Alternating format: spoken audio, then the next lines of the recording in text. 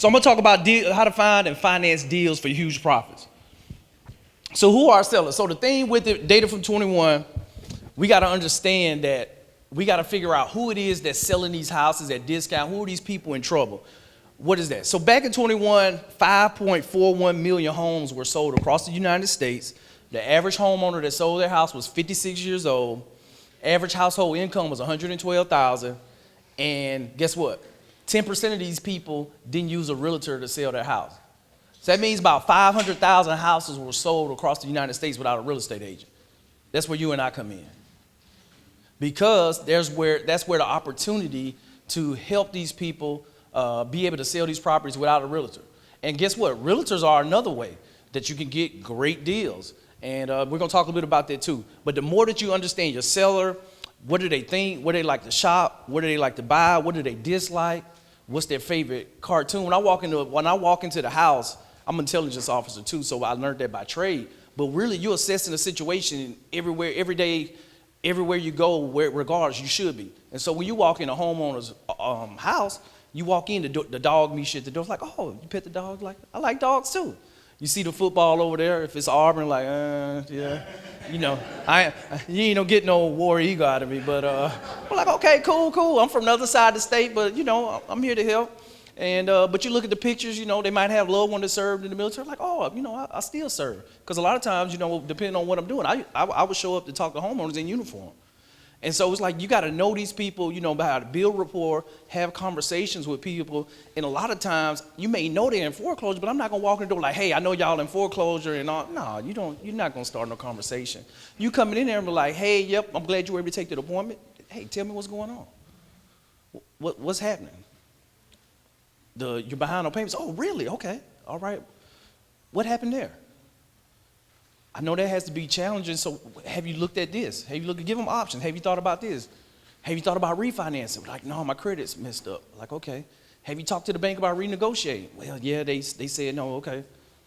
Have you looked at borrowing money? Yep, I can't borrow money to pay down the mortgage to catch up. Like, okay. We got the solutions there. Like, okay. Have you thought about maybe just letting somebody take over the mortgage? And you walk away, maybe figure out, get a little bit of your equity, and then we just pay the bank back later. We give their money at a later date. And and save your credit at the same time. Like, oh, I never thought about that. We can do that? It's like, yeah. I'm part of the go-getter family. That's what we learn how to do. That's what we do. And so that's the thing, just being able to build those relationships at an intimate level and understand, like Gene said, we helping people. We solve problems. That's what we're doing. We're solving problems. So the more we know about our sellers, the more effective that we can be at helping solve their problems at the end of the day. Marketing. Marketing refers to activities a company undertakes to promote the buying or selling of a product or service. It includes advertising, selling, and delivering products to consumers or other business. You got to be great at marketing. Marketing is the lifeblood of any business. Coca-Cola, McDonald's, they've been in business a long time. They still advertise. Why? Because they know when you get hungry, that they want to be top of mind because there's a lot of other places that you can go. And McDonald's don't even say they don't even sell the best hamburger. But people still go there. They sell billions of hamburgers every year. And that's the thing with marketing, that we got to be great at marketing as well. And that's the thing that we're talking more on the active side with being an active investor, starting a flipping business, actively marketing to find your own deals. But if you're someone that has a high level skill set, you're doing great at your W-2 job, you don't have a lot of time to do a lot of this stuff. But now you need to understand, how do I underwrite a deal? How do I assess a deal when I partner with somebody that has time, that's going to be managing the deals, and I'm investing my money into them, investing my money into this deal? I got to know how to understand, hey, is this deal right? Is the numbers going to work? Is what they're talking about making sense? And so that's where that information is coming in. So understanding as we go through, we talk a lot today about active skill sets to do, but a lot of this you need to know as a passive investor as well too, whereas that you're informed, that you can make competent decisions, and you align yourself with the right people, and then understand like, hey, well, this is what we're gonna do. We're gonna fix this house up for $20,000. Like, nah, man, it's gonna cost $50,000 to fix that. There's no way you're gonna get in there and fix it up for $20,000, because then you get into the deal like, oh, we're over budget by $30,000. It's like, well, you were doomed before because you should have known up front that it was gonna cost this amount. And so that's where just the education piece comes in there with that. But marketing, we got to get great at marketing. This is what we do as real estate investors. We solve problems. We buy houses in the as-is conditions. We don't charge any fees. We're not realtors. All my realtors in here, no offense. But a lot of people, for whatever reason, psychologically, they don't like working with realtors. They don't value the service that I'll take that back. They don't value the service that good realtors provide. Because I'll tell you, I had the same mindset too and limited belief. It was like, I can do a job better. Like, I can negotiate a contract better, just as better as anybody else. I own the property. I can work with them and negotiate the skill set. But the thing that I was losing sight of was my time. The time that I saved by having a really good realtor. You don't have to worry about the showings. You don't have to worry about the back and forth. You don't have to worry about putting the contract together, reviewing the contract. And so if you really, you align yourself, how many realtors we got in the room?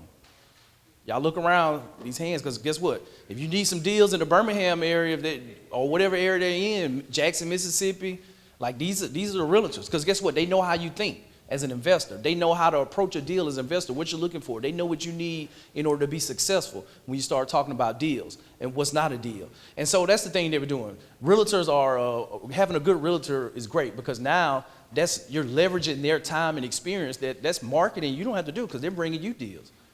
To the point now, like with social media and being able to share and do things like that, it's like now you get more deals just for real. Like, hey, I see you closing deals. Like, hey, this is what I got. This is not even on the market. Hey, look at this. And it's crazy how much deal volume just comes across your desk from just people knowing that you close and you do what you say you're going to do. That opportunities where you don't even have to spend money on marketing, because there's so many different ways that you can market, whether you got a large budget monthly or you don't have a lot of money at all. It's ways for you to market and get in front of the right eyeballs that's making decisions. We can close fast or slow. I've had houses under contract where we had to close in like less than a week, and I've had some where we closed in like 3 months. I think we've been under contract for this 20 unit that was part of a larger deal going on 4 months. I think it was so part of it was a joint ownership team. A hedge fund owned a small minority portion of the company, and they were pushing back. They didn't want to allow seller financing to happen. And so it was back and forth, and then now we ended up where we're negotiating, where we're going to buy their ownership for like 45% of what the equity stake is in the deal. But it takes time to negotiate. So sometimes you close fast, sometimes you close slow, but guess what? Ask the seller what they want to see happen. If they're not in foreclosure, like, hey, it's a probate property, mom's house, we got to get the personal property items out of there. It's like, okay, cool. Just let us know, hey, the timeline, we'll put a 60-day clause, 90 days in there to close, and we'll work with you. Matter of fact, I got a company that'll help you move the stuff out. Look for different ways to add value. When you start talking about probate and personal property and moving the stuff out, find somebody that can help their life become a whole lot easier. With handling the personal property, they may not even have an attorney yet, and going through probate. You're like, oh, I know a probate attorney. And we'll talk about that strategy.